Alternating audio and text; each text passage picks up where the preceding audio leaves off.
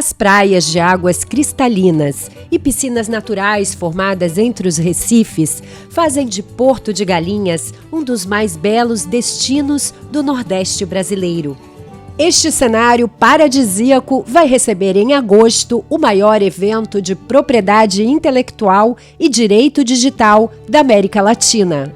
Porto de Galinhas será a sede do 44º Congresso Internacional da BPI, tanto pela infraestrutura e beleza, quanto pela sua proximidade com a capital de Pernambuco. Está a 30 minutos de Recife e do Aeroporto Internacional dos Guararapes. Terra de um povo alegre e hospitaleiro, onde passado e futuro se encontram no misto de história, cultura e inovação, Recife tem a 4ª maior região metropolitana do país e é um hub para o desenvolvimento econômico de outros estados do Nordeste. Além disso, abriga o Porto Digital, um dos mais importantes polos tecnológicos do mundo, onde estão mais de 350 empresas e 20 mil profissionais trabalhando com inovação e tecnologia de ponta. Um cenário que coloca a capital pernambucana entre as 6 cidades líderes mundiais da indústria de TI, segundo o portal internacional Rest of World. E é de olho em todo este potencial que, pela primeira vez, a BPI decidiu levar o evento para a região. Nos dias 12 e 13 de agosto de 2024, os maiores especialistas e profissionais de TI do mundo todo estarão em Porto de Galinhas para debater os principais temas de propriedade intelectual e direito digital.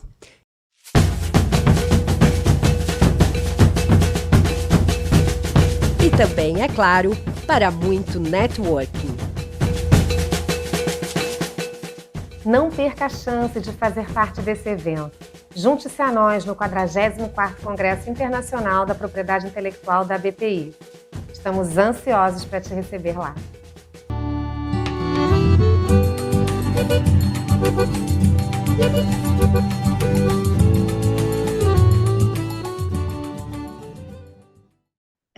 Então, gente, eu vou passar já para o inglês para a gente não se atrasar. Eu vou começar apresentando a Lakshmi. So, first of all, I would like to welcome Lakshmi here. She's a WIPO official, and I will summarize her curriculum, which is extensive. She's also an inventor, a female inventor. That's great. It's good to talk to someone who is not just an academic, but someone who has experienced firsthand how to be a female inventor in environments, in a landscape with where females are a minority. Lakshmi is a patent analytics officer in the IP for Innovators Department, Technology and Innovation Support Division at WIPO. She's responsible for patent analytics activities at WIPO, including preparing patent landscape reports and mentoring training in the area of patent analytics. Lakshmi is an inventor with several patents to her name and has experience drafting patent applications, patent prosecution, and patent searches, and is a registered Indian patent agent. She's also a freelance science journalist with stories published in Scientific American and New Scientist for people to know. Scientific American is probably the most relevant vehicle for giving proper scientific information to lay people. So it's great to have someone with this background writing for Scientific American. She has a PhD in polymer science and engineering from Virginia Tech in the US, and she brings her more than 15 years of experience working with R&D in global organizations like Intel and Saint-Gobain, and several startups in the US and India analyzing patent information and deriving useful insights. So, Lakshmi, the floor is yours. Thank you. Thank you so much, Aline, for this wonderful introduction. Good morning, everyone. It's a pleasure being here. And what I'm going to talk to you about today, I think flows very well from what Camila has just talked to us about patents and assistive technology. Let's see, why is it? Sorry, it's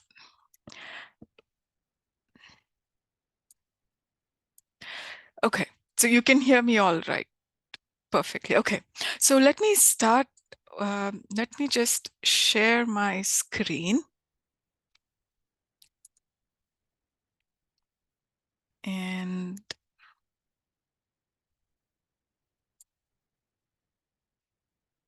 all right.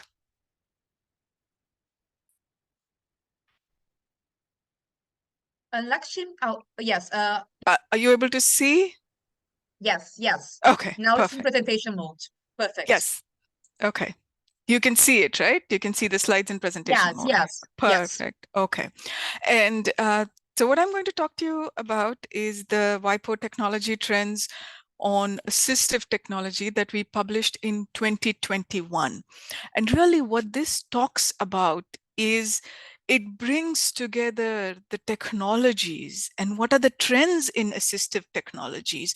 And I think some of the topics that we were just discussing in the question and answers in the previous session might be, the themes that I will talk about will touch upon a little bit onto them. So just for logistics, I mean, please feel free to ask any questions during the presentation. Alina, if you can please monitor the chat and let me know. I will stop at some points of time during the presentation to see if there are any questions, if that works. Okay, excellent. So the question, I'll just start off with a few questions, if I may. The question is assistive technology really what you think it is? When we think of assistive technology, we think of assistive technology as technologies that can assist people live better lives. So the question is assistive technology low-tech? Like walking sticks are assistive technology, or is it high-tech? For example, brain implants. Then is it about a limited number of products? What can be called assistive technology?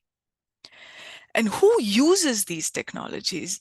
Is it to a limited number of users, or does it have a broader application? Now, these are not rhetorical questions. When we started the analysis of trying to see what are the patterns in assistive technology, these are the questions that we came up with and we had to answer in order to understand what really these technologies mean. So I would like you to keep these questions in mind as we go through the presentation. And I wanted to give you very briefly about what exactly we did or we do in my team. Somebody put in the chat the analytics piece of work that we did for Sustainable Development Goals, which we just published last week. Now, the WIPO Technology Trends is a flagship publication of WIPO, where we analyze not just patents, a lot of different things. For example, in this publication, we also looked at designs. We talked to several, I think there were more than 70 or 80 contributors in different areas who contributed their views. And this is a big, comprehensive understanding or analyses of innovation happening in assistive technology based on patent data and patent information. And we call this, or this field is called really patent analytics. This is analytics using patent data. And why do we choose patent data? patents really are one of the biggest source of information on inventions and innovations. As you can see, there were more than 100 million patents published. I think as of this was in 2021. So this data is for 2021. So I think that the number keeps increasing, as you can see in this chart. And you can see, I mean, we have more than 3 million patent documents published in 2022 and 2023. And the best thing about patents is they are in a highly standardized format, and which makes it very easy for analysts to analyze the information and data present there. When I say highly standardized format, I mean you will have a title, you will have an abstract, you will have the name of the inventors, you will have information on who filed the application, company, university, and then you can also gauge what technology area it is in based on the classification codes you have. And that is why we do patent analytics. And what is patent analytics? It's called by different names: patent landscaping analytics, patent knowledge, IP analytics, IP intelligence, patent intelligence. And ultimately, it is analyzing patent fields to identify technology trends, emerging areas, players, what are the markets, what are the opportunities for collaboration, and scope depends on what is required, what are the questions that you're trying to answer. And if you remember, go back to the questions that I had. This is what, when we started looking at patents in assistive technology, this is what we had to answer. Is it really low tech, or can you have high tech like brain implants or hearing aids or prosthetic arms? They are also assistive technology. Now, how do we classify that? What are the number of products? And then when you talk about hearing aids, for example, yes, people who cannot hear so well will have hearing aids. But today you see everybody with headphones and earphones. Yes, even those are users which can be also have applications as assistive technology. So those are the type of questions we were trying to answer. Now, the report is big. I don't have time to talk about everything. I will just touch about a brief highlights of what we found. The first question I asked was, is assistive technology what you think it is? And what we found was we could classify them into conventional technologies, such as spectacles or hearing aid, walking sticks, wheelchairs, or you could have emerging technology. These are all the virtual reality devices or the assistive robots. They are also bone conduction devices which help almost hear better, and also brain machine implants which can actually go into your head and sit as a chip inside your head. So those are the two key categories that we classified technology, assistive technology, into.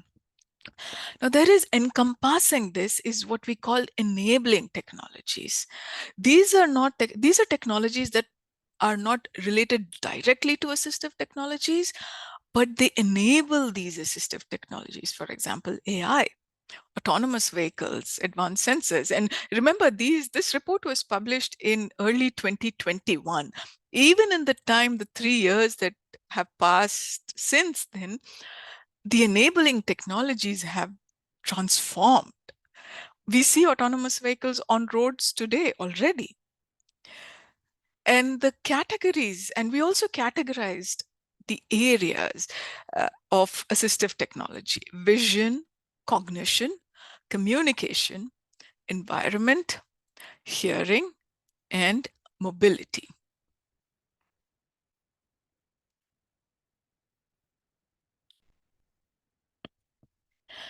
Now did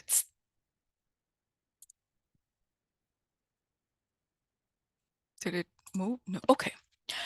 We found a lot of different trends in this. And the number one trend that we found is assistive technology is expanding. You can have conventional and emerging assistive products. And like I said, the areas that it covers is wide-ranging. Conventional, again, as I mentioned, is traditional assistive products, which we usually think of when we talk about technologies. And they are a wide range of products.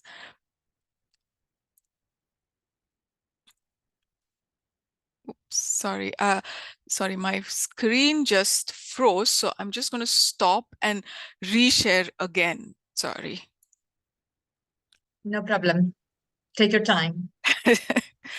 Well, we're talking about technologies. So I would like to take this opportunity to see if there are any questions, if you have any questions so far.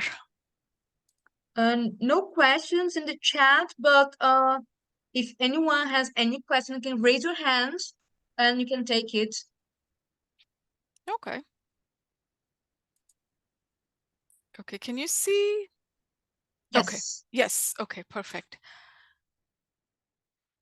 So what I was talking about was the wide range of, we talked about traditional and we also talked about emerging assistive technology. And these are wide range of products.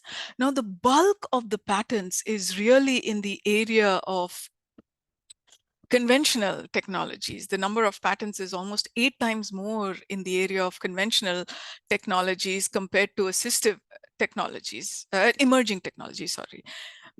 But the growth is more for emerging technologies, 3 times more. The number of patents that are being filed for emerging assistive technologies, 3 times more than conventional technologies.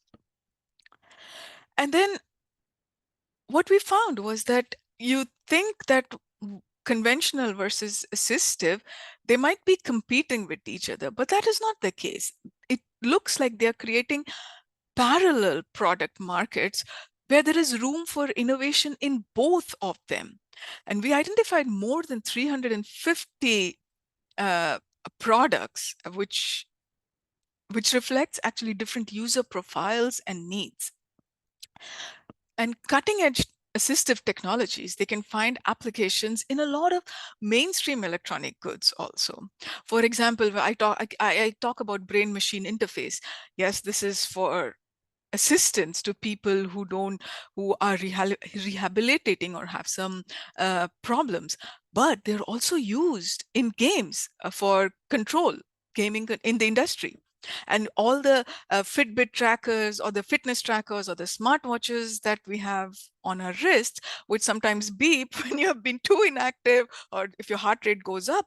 Yes, that is for health monitoring, for users of assistive technologies, but that is used by everyone these days. So there's a wide range of products that are being used, and this combined with the aging population is expected to increase the market share for all of these assistive technology and making it really relevant to all of us and not just a set of people.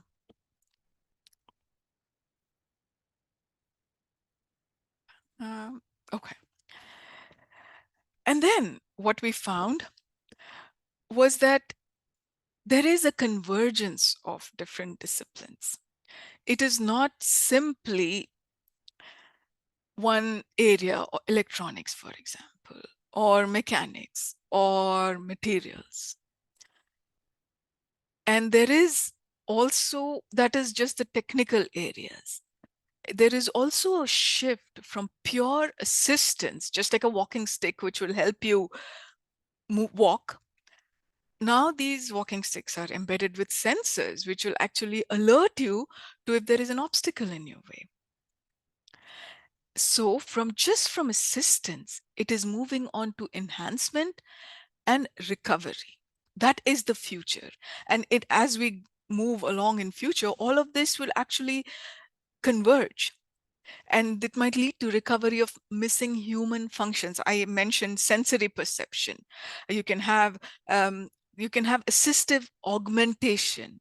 When I say headphones, we not just hear improve hearability or as hearing, but also improve your as hearing aids. And then implantable. And then the second trend is really there are more invasive assistive products. These are all the types of different implantable products, which is blurring the lines between an actual medical product and the assistive technology product.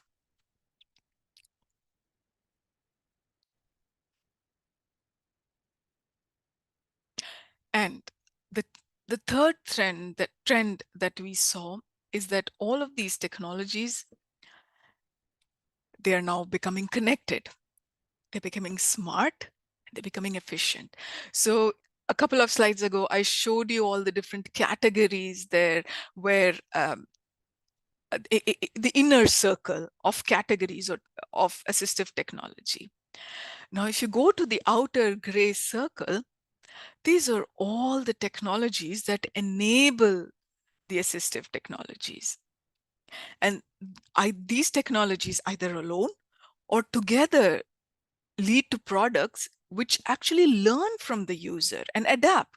They're becoming smart, which means the product is becoming more efficient.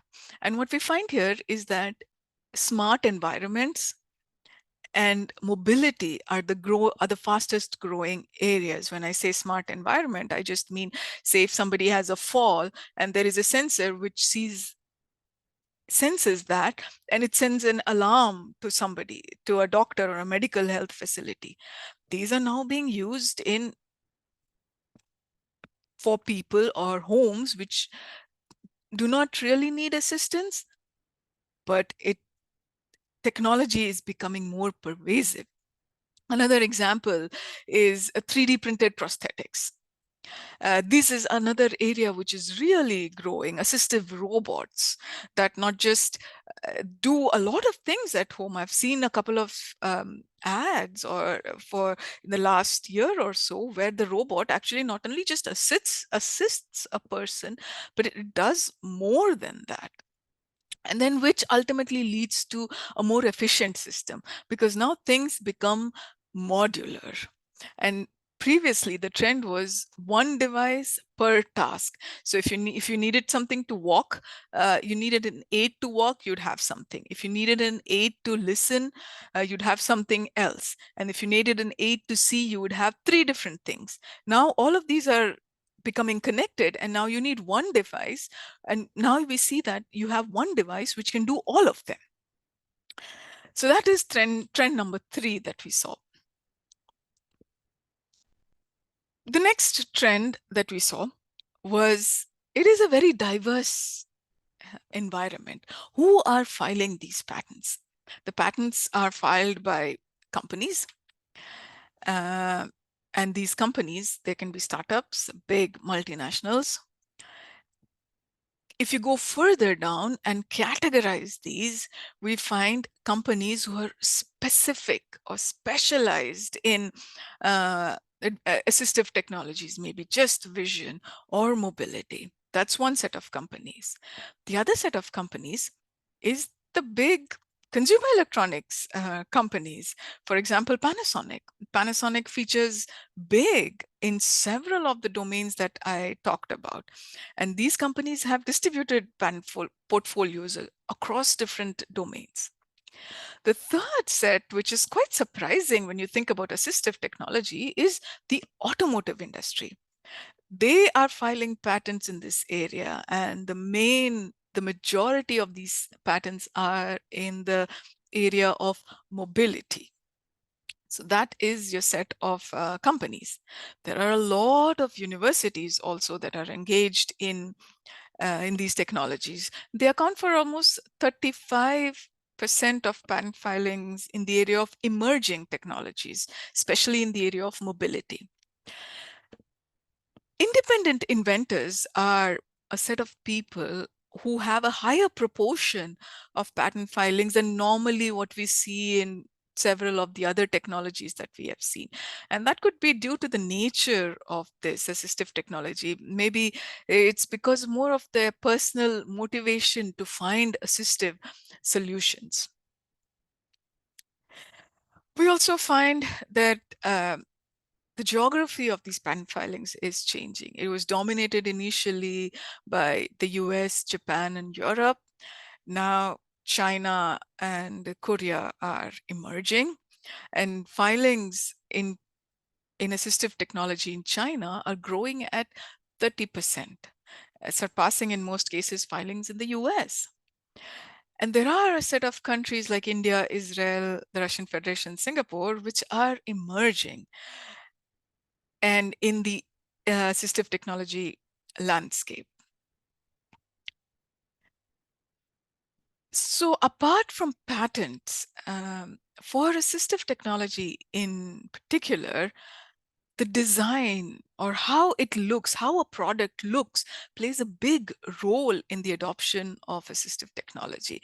And something that we analyzed, we also analyzed industrial designs. Industrial designs are they refer to the outward appearance of a product.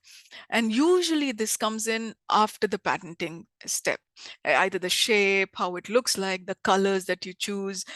And this is useful because how comfortable it is, say your hearing aid or the trackers, that all the different trackers that are. And what we found was many companies follow a holistic strategy. So they have patents. They also have design applications. Although some of the top companies like IBM, for example, or Semiconductor Energy Lab, they do not file have not filed design patents. So I will stop here to see if there are any questions so far, either in the chat. There is one question from Marie. She Yes. asks, does the publication on assistive technology touch upon ethical and privacy concerns? Which are the trends on the company side about these issues? I think that her question is linked to privacy by design. Yeah, that's a good question. And that is something that we've looked at, but this is the report. So we don't look at, we generally focus on technologies and ethics and policies, regulation. These are all factors that will play a big role in assistive technology. And we've touched upon it a little bit in the report, but that is not really a focus of the report. Any other questions? Another question from Sarah. She asks, how can we distinguish assistive technologies from just innovative technologies? That's a very good question. So what we do generally is we talk to a lot of experts in the area, and we figure out, and that's the question that I had right up front, what is exactly assistive technology? We talk to a lot of experts in this area, organizations like WHO who have some set of guidelines, and we developed a taxonomy and a list of terms that will help you define what assistive technology is. And you can read the methodology of how we did this is in the report. And if you're interested, you can take a look at that, and we can, or if you have any other more questions, feel free to email me and I can help with that. I think Sarah wants to, yes, to raise her hands. Hi, I promise I'll be quick. Recently, my father-in-law had a car accident, and he had a brain injury. Mm-hmm. So we noticed that one of the technologies that we had at home, Alexa,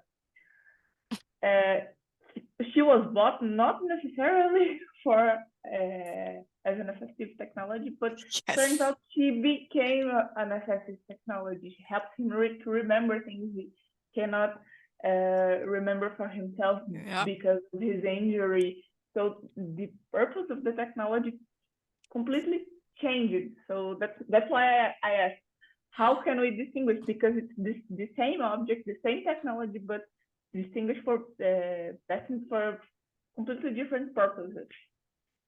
That's a wonderful example. And that is really what initially, when I said that the trends are converging from strictly assistive technology, we see all of these other technologies like Alexa, which are being used by not only people who need assistance, but just the general population.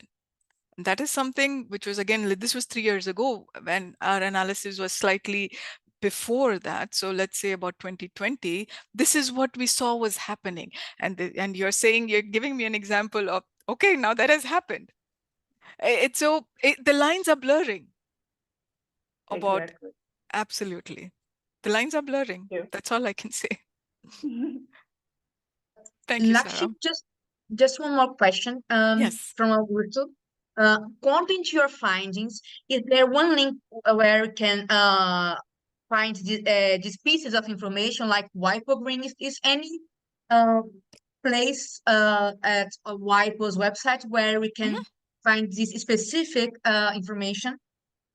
Which specific information on? Sorry, I missed that. On assistive technology, this report you mentioned, where Oh you can yeah, find you this? can, if you go to the WIPO website, and I will show at the end, I have a link to the WIPO patent analytics website where everything is put together and you can go to different reports from there. I hope that helps. I'll show it to you at the end of the presentation.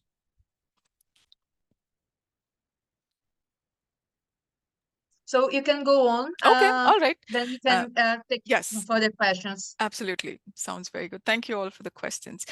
So now I've talked about the trends, what we found. Now there are also challenges. The challenge, there are several challenges, let's say, and one of the challenges is really commercialization. This is usually with any technology. What we found was only 18% of the technologies that we analyzed were commercialized. And how we found this was using a technology readiness analysis or technology readiness level assessment to see how close technologies, how close the emerging assistive technologies are to commercialize, are close to commercialization. So which an IP plays a big role in transfer of this technology. So that is one aspect of challenge. The other, because they're assistive technology, depending on how they're classed, there could be regulatory or other factors that could prevent these technologies from coming to the market. They need a regulatory approval, if you need a standard legal framework, technology transfer, product development and marketing, and what it is labeled at. Is it labeled as an assistive device or medical device? We don't know.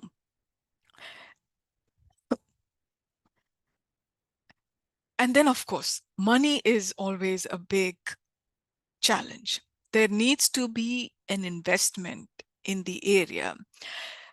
And again, like I say, this was done in 2021-ish, where this was probably still regarded as a niche area with a small market share. But companies are thinking, and this is referring to Sarah's question, the lines between assistive technology and general just technology or consumer devices is blurring. And so the market is rapidly expanding. So maybe things will help. And I talked about the technology readiness level, and you can see more about this on the WIPO website. And as I said, 18% of the technologies that we looked at are commercialized.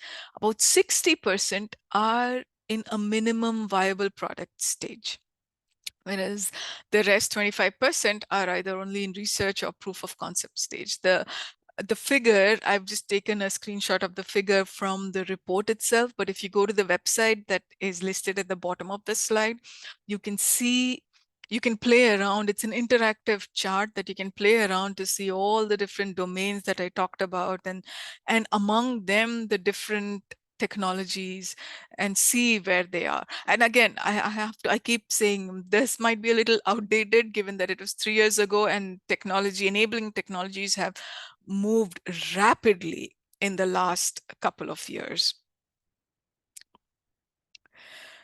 Now, the second challenge that we found was accessibility. People who need these technologies are not aware that such technologies exist to help them.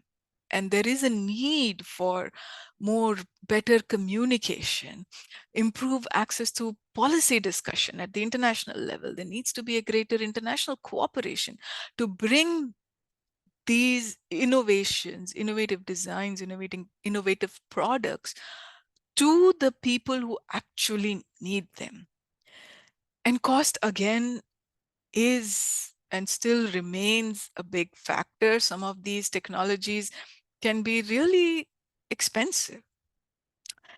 And when we talk about technologies that are more towards the medical and health related things, what are the policies in place in different countries? What are the regulatory frameworks that are available? How can insurance, medical insurance or other types of insurance help people access these technologies? Those are all issues and challenges.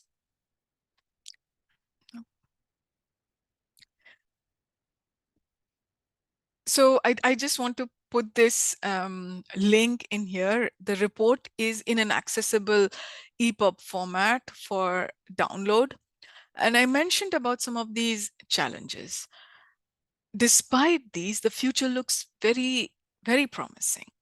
And the growth rates things are growing, along with the convergence of enabling technology with assistive technology, and really the blurring of lines between assistive technology and what is consumer technology. And hopefully that will help bring down costs, increase accessibility. We see. And maybe the policies will help also. But things are looking up, I must say. And as I said, you can find here at this link, you can find the whole report itself along with some interactive visualization charts that you can play with. And this is just the surface that we looked at that a couple of years ago. And things have already moved on in the 3 years that since we've done the report. Like I said, the future certainly looks promising. One of the key things, there are more opportunities because a greater percentage of the world population is aging. We're all growing older, more older people. And the needs are different. And also, think the technology is moving from only assistance to enhancement or recovery. So for example, implantable technologies can go beyond what humans are capable of today, either mentally or physically. Smart connected devices and products can bring in a holistic assistance, helping independent living, even as population ages. Example, assistive robots or advanced prosthetics. Now, which also brings in some more considerations, which were previously maybe not there for assistive devices. Again, ethical, somebody had this question. So yeah, with AI, what is ethical when you do this? And especially brain-computer interfaces, what are the ethical needs? These are things that will still need to be looked at. And along with that, data privacy. How does one make sure when all these sort of devices are connected and they're capturing data at all times and then transmitting it into the cloud, over the internet, everywhere? How do we ensure data is private and it goes only where it needs to be and it's not captured by things, I'm thinking generative AI, where it doesn't need to be? So these are new questions that are coming up. I don't know the answer, but hopefully these are the things that our contributors who are working in these areas, the experts who are working in this area actually highlighted as to things that need to be considered as we move into newer products and assistive technology designs. So that is all I had for the presentation part of it regarding assistive technology. I just wanted to, somebody asked about where they can find all this information. You can scan either the QR code or go to the website, where there is a lot of information on not just the technology, the WIPO technology trends. There are also other landscape reports that you can take a look of. We also have a compilation of landscape reports based on analyzing patent data from other organizations. These are all freely available, and WIPO also provides training and support for people who are interested in doing patent analytics. So with that, I will conclude saying that for assistive technologies, the biggest thing that we've seen is, again, as I keep saying, reiterating this, that there is a blurring of the area between what was considered assistive technology a couple of years ago versus what everybody is using, which can be used as assistive technology.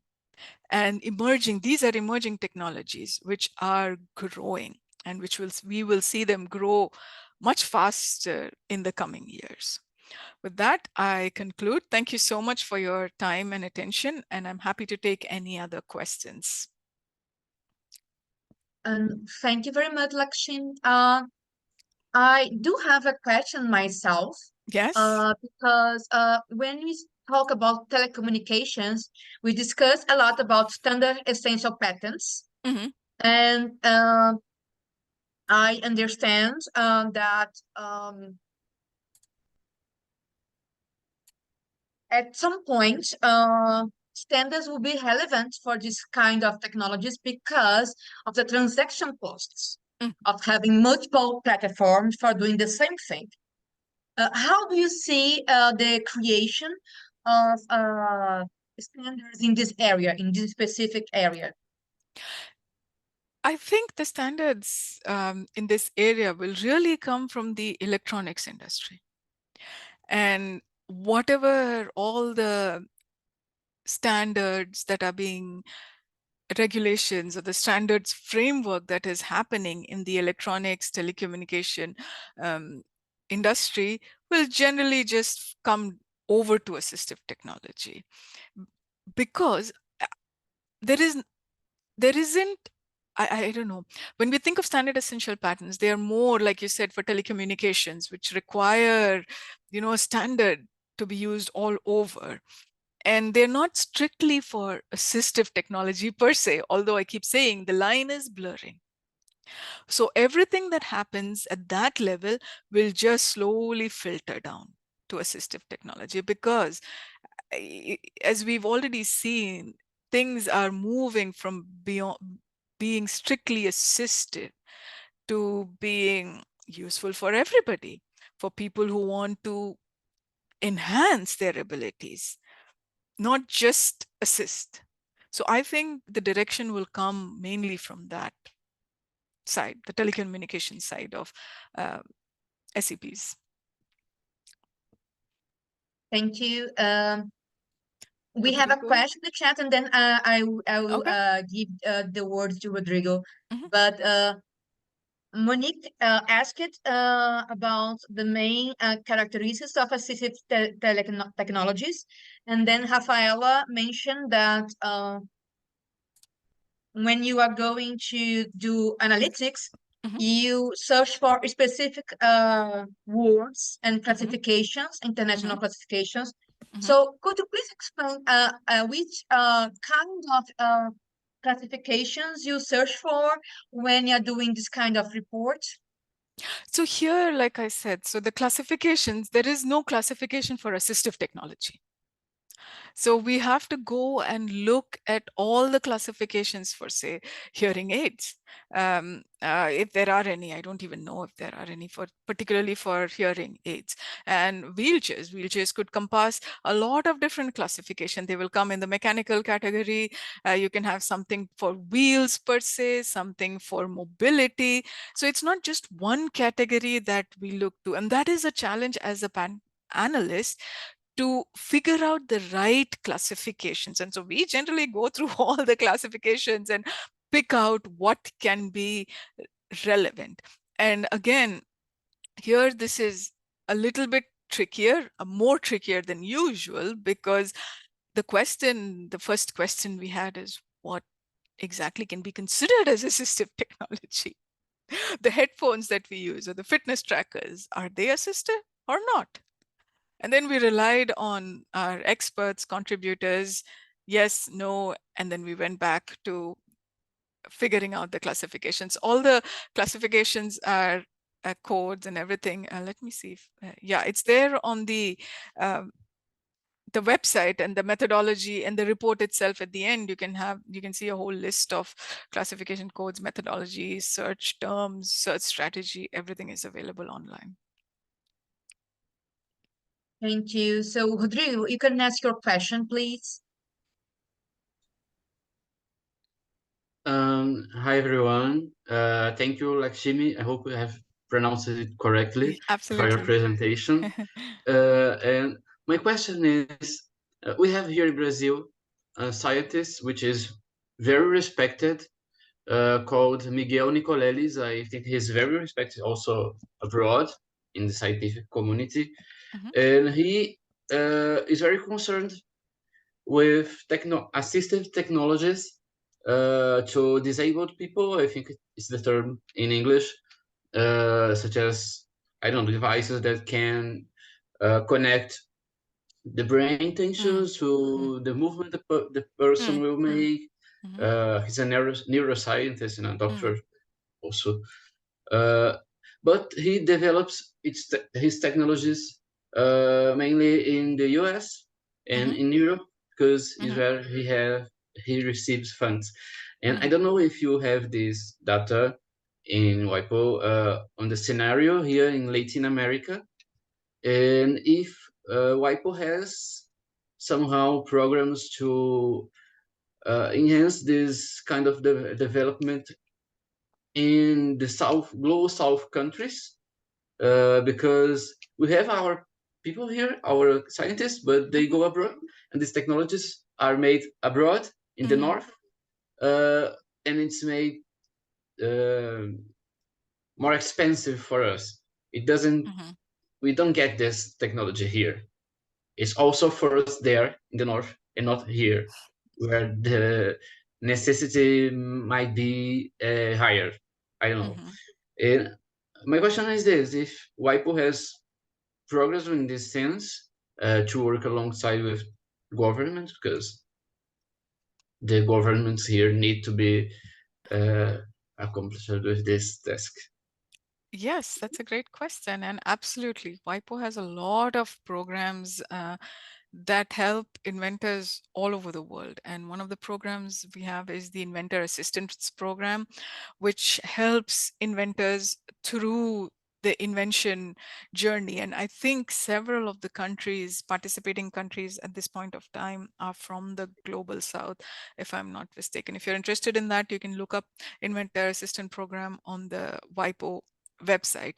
In addition, we also have a lot of support and capacity development initiatives all along all over the world. And for example, my department also has this program called TISCs, Technology Innovation Support Centers, which are located in either universities, co-located in universities or other organizations. Unfortunately, Brazil, I don't think has a TISC network, but several other countries in Latin America, Global South have these. So they help inventors and universities to protect IP and give them information about IP, raise IP awareness. There are also policies and programs that help technology transfer offices to take the IP from the university and help them commercialize it. So you can take a look at the WIPO website, which has a lot of these programs. And if there's anything specific of interest that you're interested in, you can feel free to send me an email. I can give you some more information about that. Okay, thank you. Thank you very much, Lakshmi. It was great to have you with us today. I think your presentation gave us some interesting insights, and it's clear to everybody that the lines between assistive technologies and like general technologies are more and more blurring, and we as a country, when I talk about Brazil, we have to think about that when designing public policies, so that we can not only patent this technology, but that it can be accessible to the public in general. So thank you very much. It was great to have you with us. If you want to stay with us, we now have a pause. We'll be back in 13 minutes with Fiocruz, which is Brazilian institution in the area of health research. And you are more than welcome to stay here with us. Thank you. Thank you so much for having me. It was a pleasure talking to you about our work, and please feel free to send me an email if you have any other questions. Thank you so much, and I wish you all a good rest of this summer school and more interesting sessions to come. Thank you. Take care. Thank you.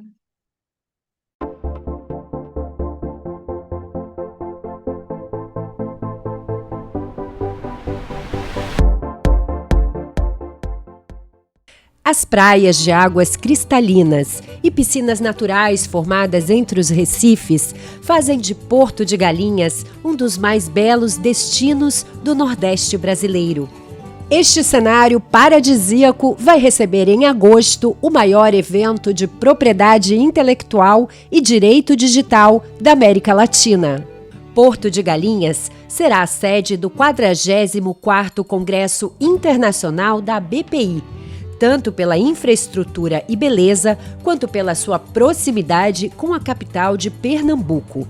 Está a 30 minutos de Recife e do Aeroporto Internacional dos Guararapes. Terra de um povo alegre e hospitaleiro, onde passado e futuro se encontram no misto de história, cultura e inovação, Recife tem a 4ª maior região metropolitana do país e é um hub para o desenvolvimento econômico de outros estados do Nordeste. Além disso, abriga o Porto Digital, um dos mais importantes polos tecnológicos do mundo, onde estão mais de 350 empresas e 20 mil profissionais trabalhando com inovação e tecnologia de ponta. Um cenário que coloca a capital pernambucana entre as 6 cidades líderes mundiais da indústria de TI, segundo o portal internacional Rest of World. E é de olho em todo este potencial que, pela primeira vez, a BPI decidiu levar o evento para a região. Nos dias 12 e 13 de agosto de 2024, os maiores especialistas e profissionais de TI do mundo todo estarão em Porto de Galinhas para debater os principais temas de propriedade intelectual e direito digital.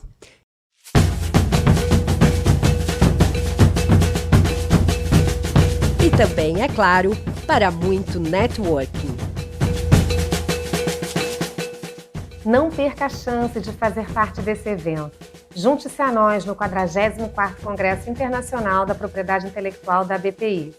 Estamos ansiosos para te receber lá.